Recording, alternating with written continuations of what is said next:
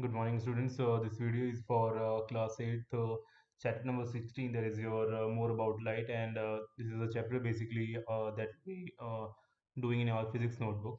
So let's start this chapter. So when we start this chapter, we have already seen and witnessed like some of the concepts and key terms in the previous classes. Also, like some properties of light we have studied, like what do you mean by rectilinear propagation of light and all. Like basically we know that light always travels in a straight line, so that's why we say that light has a rectilinear propagation of light. Then we know certain words and terms like what is beam, what is ray of light. Basically beam is something which is having multiple rays, and they will be having, and all the rays will be parallel to each other. So starting this chapter, first thing that we have is your uh, like what do you we should know the meaning of luminous and non-luminous objects, right? So basically we have an idea of these things that we have studied in the class 6th and 7th, right? We can see say different types of items are there lying in our household. For example, these are three things, like if you look at a moon, sorry, sun, fluorescent bulb or a candle, they are the ones which are emitting or transmitting their own light, right? So they are the one that the substances which generate their own light are called as luminous objects, right? No issues in that one. Right, and non-luminous will be something which cannot generate their own light. For example, we can see in our room, we have a wall, we have table, like mirror or a piece of paper, simple.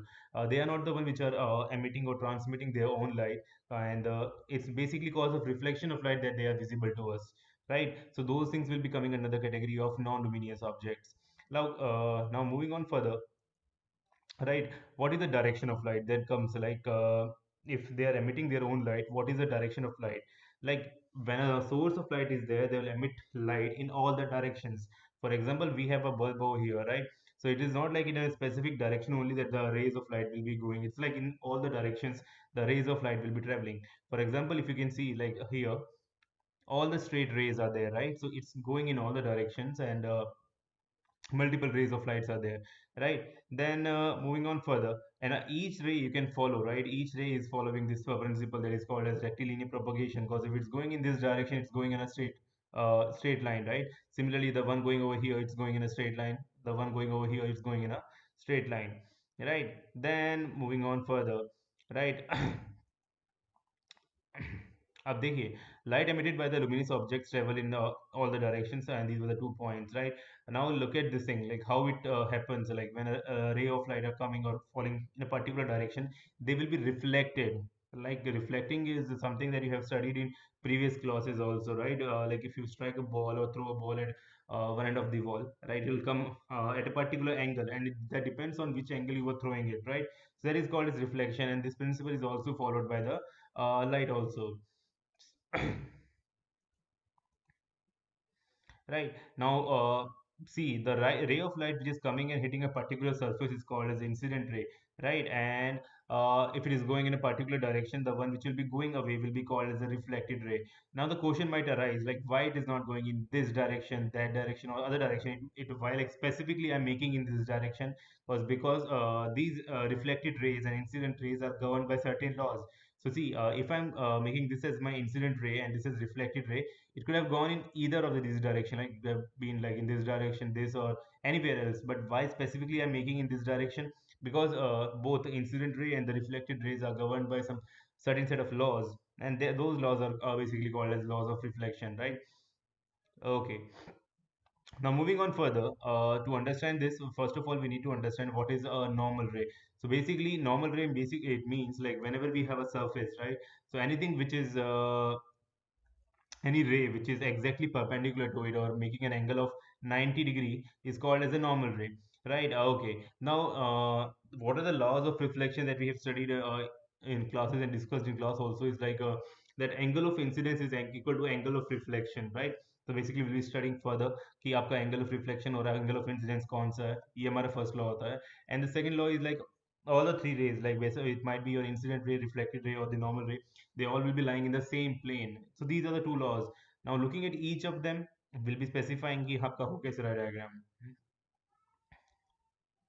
Now the word over here has come as equal, like angle of incidence is equal to the angle of reflection. अब angle of reflection होता कहाँ से है, right? It is the angle made by the incident ray and the normal ray. So the angle which are formed, which is any angle, is nothing which is coming between two rays. So right, the angle of incidence is nothing but the angle which is formed between normal and the incident ray, and we measure it from the normal. We measure it from the normal, right? Not from the surface, right? Similarly, the angle between the normal and the reflected ray is called as the angle of reflection, right? And we denote them by I and R basically. So these will be always be equal to each other. So that was the first law, right? And that's why we have I is equal to R.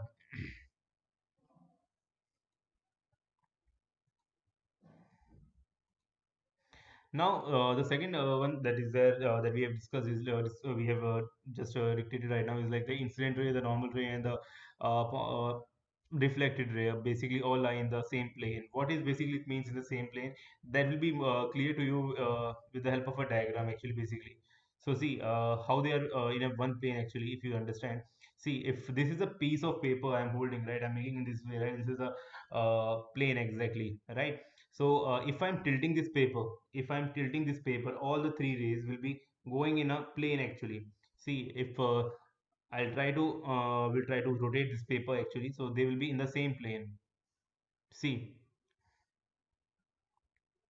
they all will be in the same plane. So that's it. This is basically about the law of reflection. Right, this is about the law of reflection that we have seen. Now, there are certain things that we have to understand. Like first of all, the image formation by a plane mirror. There are certain characteristics, right? So, what are the characteristics of images formed by a plane mirror that we have to understand? Right. So, first of all, we should know the concept of real image and the virtual image. Image is something when the rays actually converge at a particular point. The image formed is a real image and it can be obtained on a screen. And the images which cannot be obtained on a screen are called as a virtual images. Basically, in this case, the rays seems to like converge, but they don't converge actually. So that image is called as virtual. So we are going to study about the plane mirror. So there are certain characteristics. We'll be discussing each of them. So first thing is like whenever we look at the image which is formed by a plane mirror, the image will be your virtual, means it appears to be formed behind the screen, right? Now moving on further, what are the other certain characteristics, right? We look at, right, it's not real. Basically, if I'm telling it's virtual, it's not real. That is a very obvious point. Then moving on further, it is always erect upright. So basically, if I'm holding an object, right, this is the top portion, this is the lower portion, top and bottom, if I'm saying. So the image that will be formed will be something like top will be on the top and the bottom will be on the bottom, right? So that is called as erect image. Basically, to say it more appropriate, the word will be upright image, right? Then moving on further,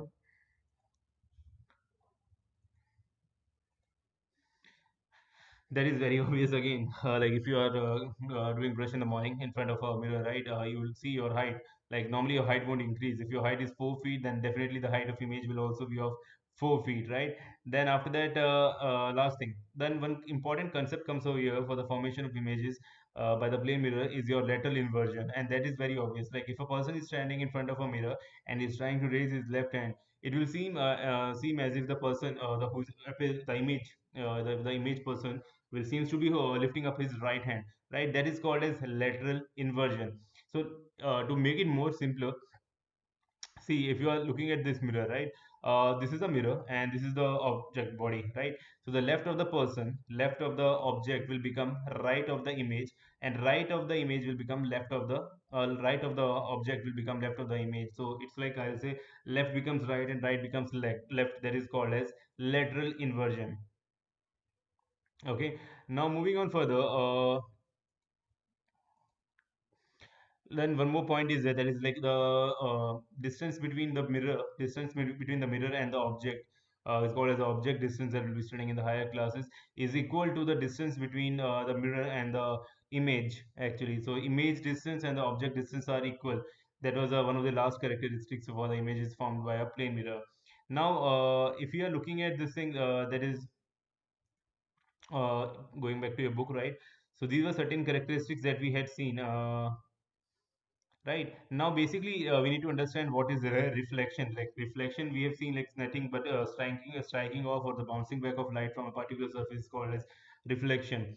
But basically, there are reflections are of two types, and for how and they are classified, that will be seen, right? So reflection are basically of two types. First is your regular reflection, and the other one is your diffuse reflection. So this thing, whether it is a reflection, can be categorized into which category depends on the surface. on which the reflection is occurring actually. Basically, in when we are talking about a smooth and a polished surface, that time the reflection will be your regular, right? And when we are discussing about something like when surface is not your regular, polished and smooth actually, that time we'll say the reflection is of type irregular type. So what happens exactly, and what are the technical differences between these two type of reflection is like in case of regular reflection, if a beam of light is coming, so if I'm talking about a beam of light, there will be multiple number of rays which will be parallel to each other. And when after reflection they are going back, when after reflection they are going back, the beam, the reflected beam which is going, all the uh, all the rays of the beam which will be in the reflected ray I'm talking about, they will be parallel to each other, right? So if a beam is coming and if a beam is going, so I can say one is the incident beam, the other one is your reflected beam. So all the rays of incident beam will be parallel to each other, and similarly all the rays of the reflected beam will be parallel to each other. And one more thing is like the technical reason for this is like basically here the angle of incident is equal to angle of reflection, like for all the rays, angle of incidences will be equal and angle of reflection will be equal. But as far as irregular reflection is concerned, so you can see it is not as smooth, right? So when an incident ray is coming, a beam is coming, so there will be multiple number of rays which will be parallel to each other. But once after reflecting, getting reflected from the surface, the rays of the reflected beam will not be parallel to each other, and that's why we say it is an irregular reflection. And one more reason I'll say, basically, if we talk about the different number of normals which will be forming on the on a smooth surface or a irregular surface, the reason is like in case of regular reflection, the normal rays are parallel to each other, but in terms of diffuse reflection, the normal rays are not parallel to each other. So that is exactly the technical reason why it is happening. So now there comes a simple formula like how you have to understand. That is the concept of multiple reflection. For example, you can see in your the diagram that I'm showing, like two mirrors are kept adjacent to each other, and like they are inclined at a particular angle. So if that angle I'm talking is this angle, basically that the angle is being formed, right? So basically, if more number of mirrors are kept adjacent to each other, and we'll have more than one images. So just to calculate the number of images being formed, we have a formula, and that formula is 360 degree upon theta minus 1, right? And theta here, this is theta here occurring for encountering for the first time. Theta is the angle of which is there between the two plane mirror surfaces, which is kept, right? Okay. Okay, and now, so for example, if two mirrors are kept which are inclined to each other at an 60 degree, so number of images formed will be 5. So this is the just simply the application of formula. Right, now there are certain instruments which are used basically on the principle of multiple reflections.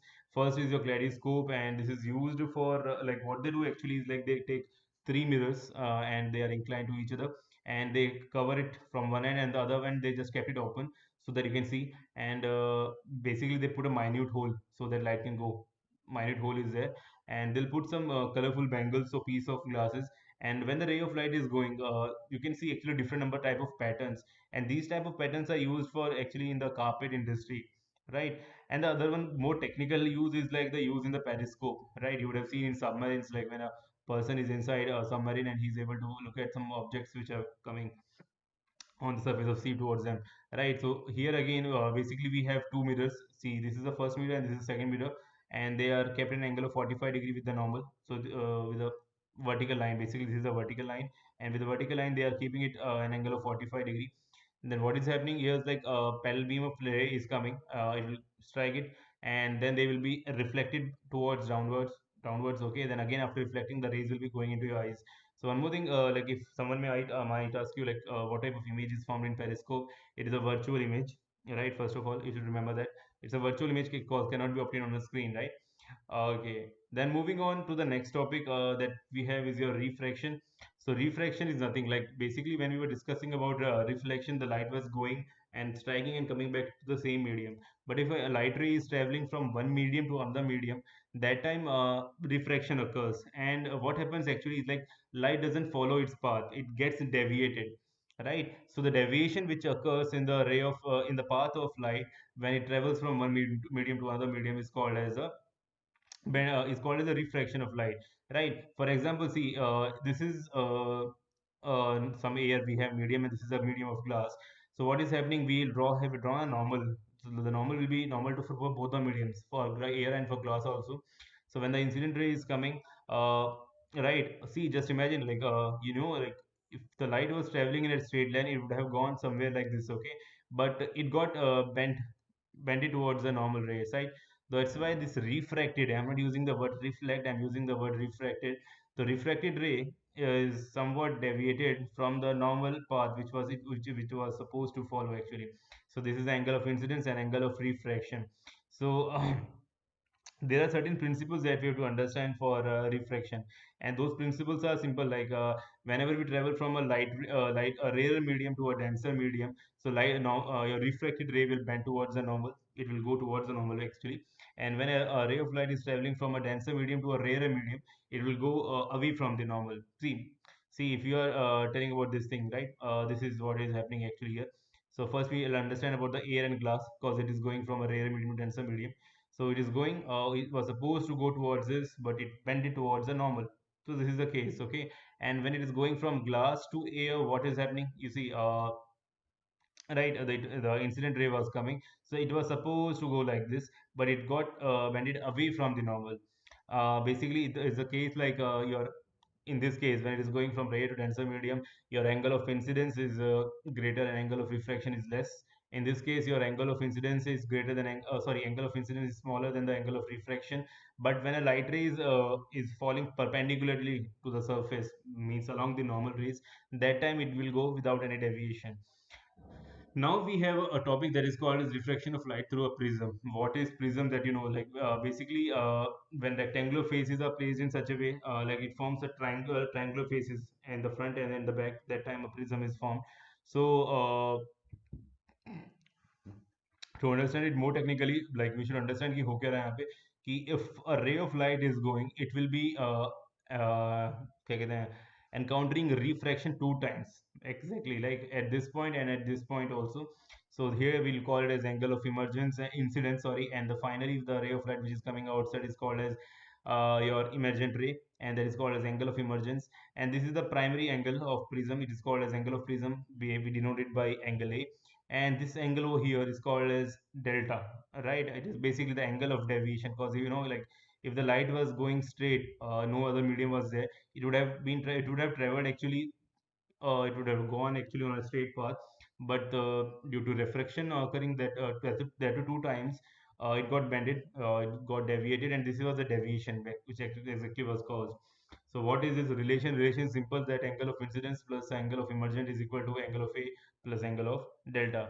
Now the important topic that we have one more is your dispersion of light. Basically, what happens when a ray of light passes through a prism, it got get split into its seven constituent colors. And we know that white light is a mixture of seven different colors. So this splitting up of light into its seven constituent colors is called as dispersion of light. So this is very common phenomena that you would have encountered when you would have been playing with some scale, like अगर आपको थोड़ा angle में tilt करके देखेंगे तो आपको light थोड़ी bent होती हुई दिखाई, लाइट के डिफरेंट कलर्स दिखाई देते हैं. तो डिस्पर्जन का क्लासिकल एग्जांपल है, आपने रेनबो आप लोगों ने देखा होगा, right? So here also, if you see, like, you see violet is on the bottom and the red is on the top, and the reason for this is like, basically violet is a one which has got more deviated, maximum deviation occurs in violet component, and the least deviation occurs in the red color. And this entire band of colors which is obtained on a screen is called as spectrum, and we call it as basically as visible spectrum, right? And the next topic that we have is human eye. Now to look at human eye, we'll be doing it in the next video, guys. Okay, thank you.